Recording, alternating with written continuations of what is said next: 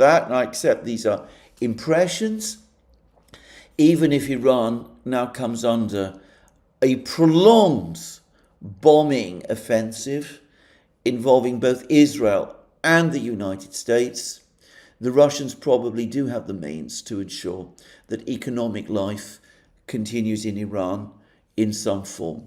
Bear in mind what I've said already. It is an enormous country. It has mountains and locations which are probably difficult to bomb in themselves.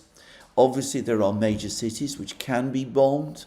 I think if Israel and the United States start bombing cities, that is going to create a revulsion of feeling against the United States and Israel around the world, just to say, conceivably within the United States itself. But anyway, the point is that the Russians have the means to mitigate at least the effects of that. Of course, the Russians can do other things. They can provide intelligence. They can start quietly providing Iran with weapons, air defense weapons, and things of that kind. And the longer the war goes on, the more of that the Russians can do.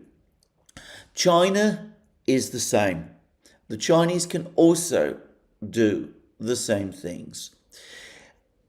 I think myself, however, that the first thing that the Russians are going to try to do when Arachi arrives in Moscow on Monday is that they will say to him, Russia will support Iran, but that it does not want Iran to escalate the situation by taking extreme steps, such as attacking American bases and facilities across the Middle East, or oil installations in Saudi Arabia or the Gulf. And I think that the Russians will also probably advise against a blockade of the Straits of Hormuz, though that, of course, may have already happened. And the Russians will probably, again, advise the Iranians on their negotiating strategy, though it will be one which, judging by what the Iranians themselves are saying, it could be that the Iranians, anyway, are prepared to give up on. So anyway, we will see.